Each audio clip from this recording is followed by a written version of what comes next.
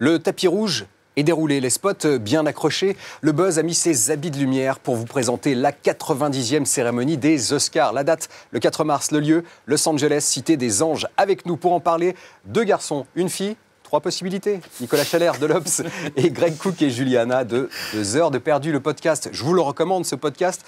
Ouais, c'est drôle. On aime bien. Hein. C'est gentil. Aujourd'hui, on va parler du meilleur film de ces Oscars, du meilleur réalisateur de ces Oscars. On peut aller voir comme ça une sorte d'opposition entre les grosses machines, Dunkerque, Les Heures Sombres, Pentagon Papers de Spielberg, contre les indépendants, 3 Billboards, Lady Bird, Call Me By Your Name, avec au milieu La Forme de l'eau et moi, Tonya.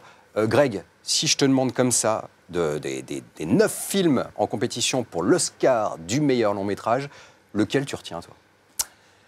Je pense que La Forme de l'eau a une grande chance, sachant que c'est quand même l'histoire d'Amélie Poulain qui tombe amoureuse d'un poisson. Ok, d'accord. On en parlait en antenne. Mais je suis pas d'accord. Mais bon, il est tellement nominé que je pense que forcément il va gagner. Après, c'est vrai qu'il y a les indépendants qui sont de l'autre côté. Tous les on films rappelle juste, au Golden Globe, c'est 3 Billboards qui a remporté. Hein, et c'est souvent un bon indicateur. Hein. Ouais.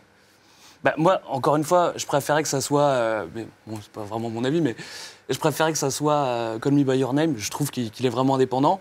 Après, 3 Billboards, pourquoi pas, hein, mais D'accord, Greg. Alors maintenant, je te demande ton avis. Qui aimerais-tu que... Eh ben, je viens de te le dire, Call Me By Your Name. C'est vraiment ça que j'aimerais bien. Julie. Mon pronostic se dirigerait plus effectivement vers La Forme de l'eau ou 3 Billboards, parce que moi, quand je parie sur des choses assez sûres. Ouais.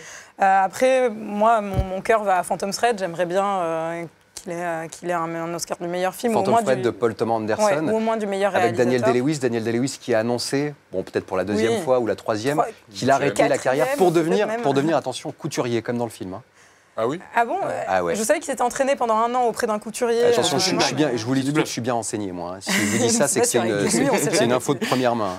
Mais sinon, oui, Call Me By Your Name est un film très joli aussi, mais mon cœur va à Phantom Thread. Ok.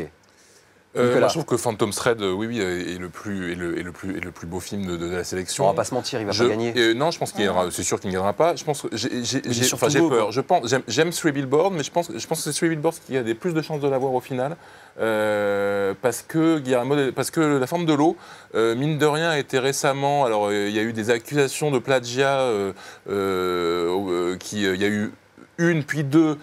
Accusations de plagiat contre Guillermo del Toro, disant qu'il s'était inspiré d'abord d'un court-métrage, puis d'un livre des années 60. Et là, maintenant, il y a notre ami Jean-Pierre Jeunet, son ami, dit-il, Jean-Pierre Jeunet, qui dit qu'il a copié-collé certaines scènes, qui ne lui en veut pas, mais quand même, il aurait pu ne pas le dire avant les Oscars, ou même l'appeler et ne pas le dire avec publiquement. Des années comme ça, on n'a pas besoin d'ennemis. Hein. Voilà. Je pense que... j'espère que ça ne jouera pas, mais je pense que malheureusement, ça peut peut-être un peu discréditer auprès de certains votants. Il a des chances, je pense, en réalisateur, ou alors l'effet sera inverse, c'est-à-dire qu'ils vont voter pour le film et pas pour le réalisateur. Je pense qu'il ne sera pas aux deux. D'accord. Quand on voit La Forme de l'eau, on pense que très rarement à Amélie Poulain quand même. On va pas se mentir. Peut-être la scène en question. On y pense au début, mais il en fait autre chose. Del Toro a toujours fait ça, toujours emprunté. Bien sûr, on y pense. Mais je trouve que Del Toro a aussi cette sensibilité qui est propre à lui, où en fait, c'est pas ce film qui nous dit c'est du Jean-Pierre Jeunet, pas du tout. Enfin, c'est aussi, il a construit son univers après toutes ces années, et moi je trouve que c'est un aboutissement aussi d'un artiste. On aime bien Jean-Pierre Jeunet, mais enfin Guillermo del Toro. On pense aussi à L'étrange créature du lac noir, le film des 50.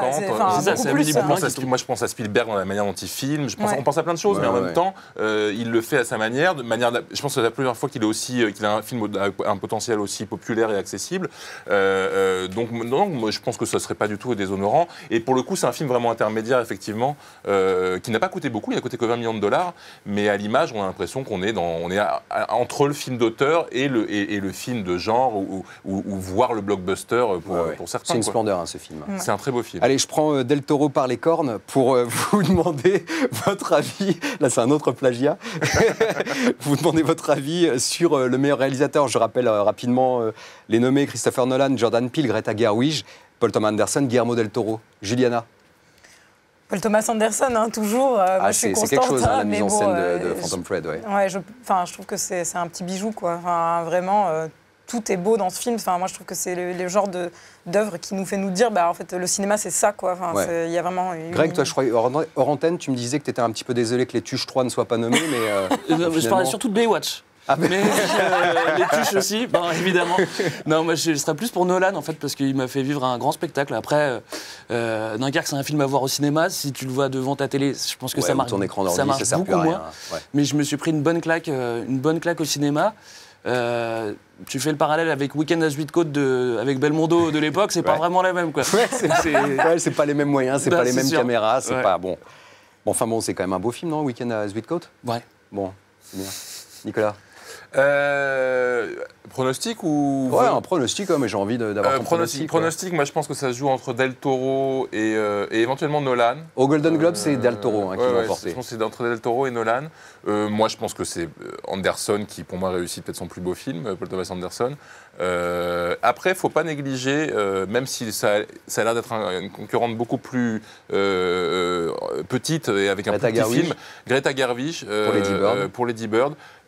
Vu le contexte actuel et vu, on sait très bien que les Oscars, le choix des Oscars, c'est des votants, c'est aussi très politique. Et récompenser une femme, ça aurait un certain poids aujourd'hui. Un certain panache. Panache, je ne sais pas, parce qu'on est quand même censé récompenser le cinéma. Son film est très bien. Je ne suis pas sûr que ce soit un bon critère de choix. Ouais. Mais c'est son premier film de réalisation. Mais ce ne serait pas étonnant. Eh bien, écoutez, réponse le 4 mars. Merci à vous d'avoir été avec nous sur ce buzz spécial Oscar, et merci à vous de nous avoir suivis. On se retrouve très bientôt sur Paramount Channel, et d'ici là, faites-vous une toile.